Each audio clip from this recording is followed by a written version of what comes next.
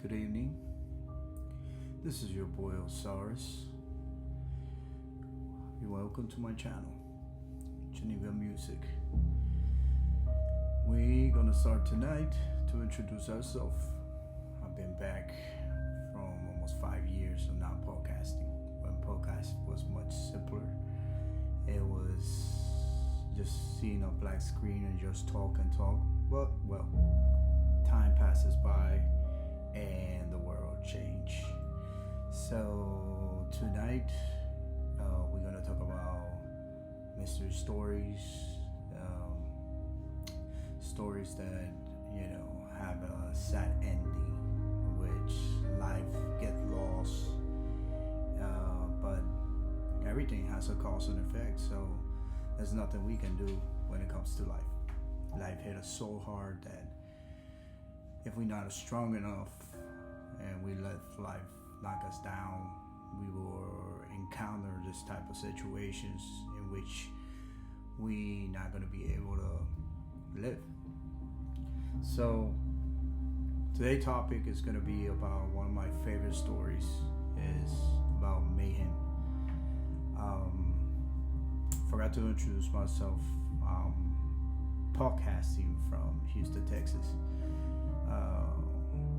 But this story happens way far from here, in a country called Norway, and there's gonna be 3 main characters in this. We're gonna have Euronymous, Death, and Barbicans, also called Barb, or the comments, kind of like me. Yeah, so what happened is everything started in the 80s,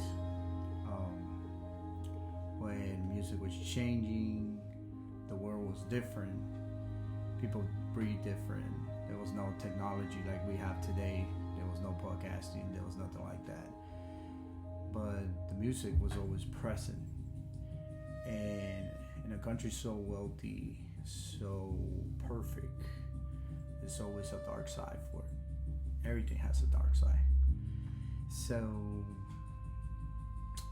unfortunately, you can create as also destroy, and this is part of this story. So let's begin with Mr. Euronymous. He started very young. He, with a bunch of friends, started a band named Mayhem. They were just enjoying life. They were kids. They didn't care. They were rebels. They hated that their country was so oppressed by supposedly the Catholic Church. They wanted to go back to the roots. They want to go back to paganism, to banking life. They say, or they believe that living under the rules of the church, it was some type of oppression. So they would need to find that darkness inside of them in order to express themselves. And what is the fastest way? It will be music. Back in those days, there was venom. Battery was not there yet, but it was being manifested that metal was evolving in something new, something fresh. So they wanted to create their own sound, their own style, their own way of life, and they actually did it. At the beginning, their drummer left, and they changed it for another drummer named Hellhammer. And eventually, they didn't have a lead singer. Euronymous created this super fast beats, super intense, super dark, that would teletransport you to a different world. He has a lot of backgrounds about industrial music, a lot of metal, so he wanted to manifestate it, because for him, the mainstream, the industry, it was just metal that will talk about life, party, getting hooked up, or checks, or whatever, flash. So they will feel some type of way that they couldn't express themselves to the limit. So that's why he created this type of music. Eventually, after the creation, Euronymous feel the need to find a lead singer. So he was very into. Back in the days, there was no emails, there was no texting, no cell phones. There was pretty much just landlines. You would just call people and say what's going on with you or whatever will be the case. And it was a system called pen pal. You would write letters. Or somebody would put it in a magazine, an ad, and it would be like, hey, I'm looking for a band or whatever. And that was the only way to communicate. So he would grab the address, write it down. He already have his made out with the logo of the band and just send it out, put it in a postcard, and boom, out. They stayed like that for a while until they got the reply. When this person replied, it was another main character of this story. His name is Dead. So what happened is, and they don't explain it in the movie, is that Dead sent back envelope with I'm not gonna say the exact words, but let's say no animal with no life, and as a form of I don't want to offend nobody because I don't want the video to get knocked down, but expressing their self and something that is a symbolism for a particular group of people that idolatrize this image. I hope I put it in the right way.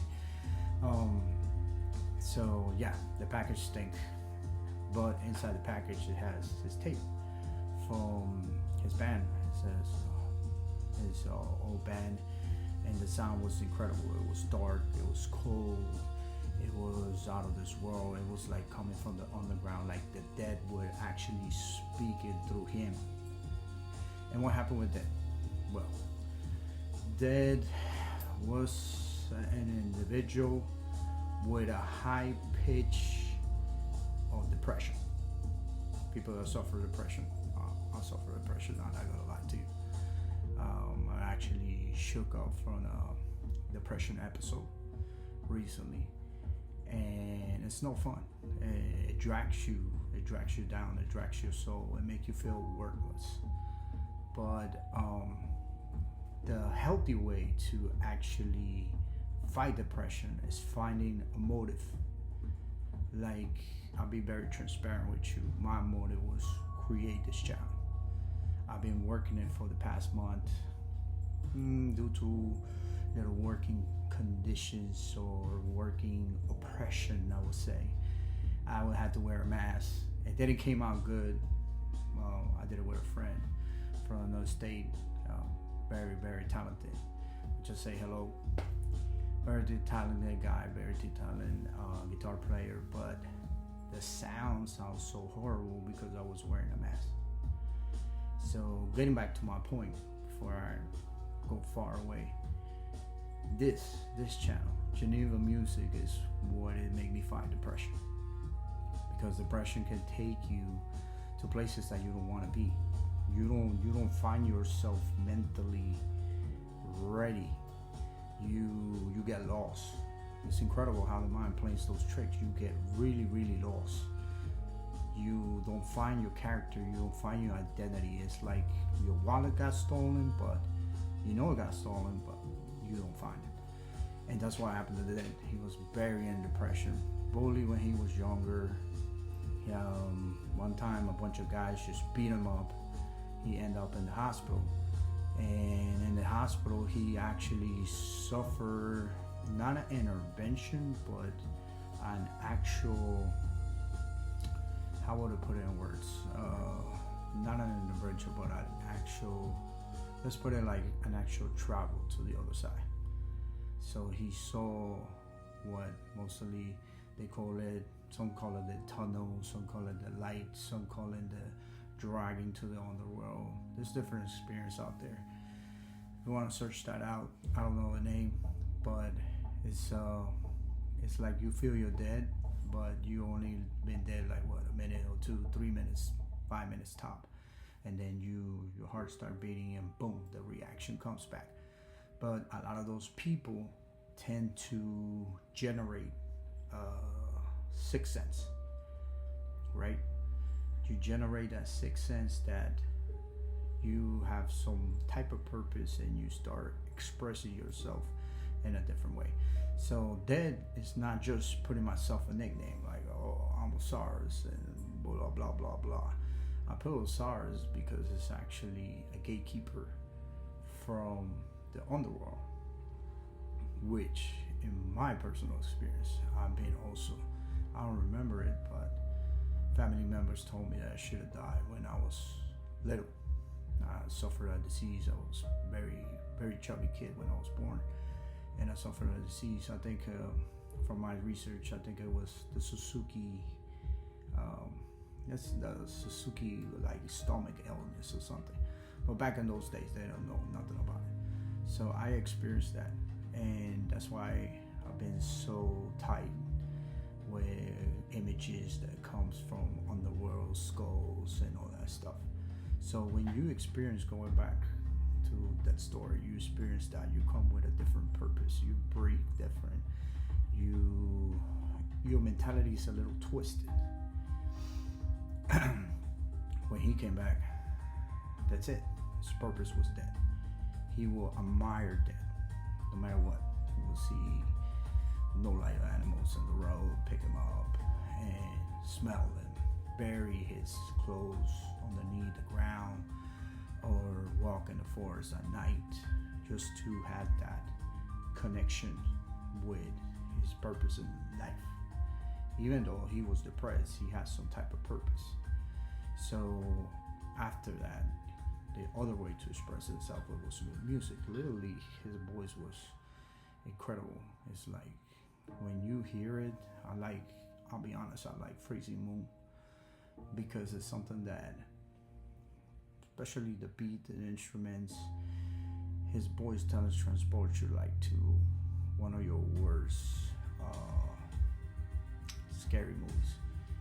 It drags you to that pain. It drags you to that suffering, and that's what they did. So back to Mayhem. That was with them for a year, 2 years. They moved to one of those houses that the government gave, which I saw in the movie. Pretty cool houses compared to what the government gives you here. That's why American identity is getting lost. I'm sorry, but there's some stuff in other parts of the world that's better than here. But let's leave that topic alone. Let's go back to the story. So whenever they went to the province of Kotor, they had a house, they had their own studio. Deadwood has his own room where he spent days and nights just looking at the ceiling and the stage. That it was sometimes you didn't know if he was breathing or he was living or not, but it was the so deep depression that he was into. He will do things to himself, which I cannot mention it, that they were very graphical. Eventually, later on, I'll tell you his ending. He used to sleep in coffins just to experience that. I think that was his point or stage of mind that he will hit climax. So that stayed with them for a short period of time, but what he brought to the environment and thought Euronymous about black metal, it was a deeper message. He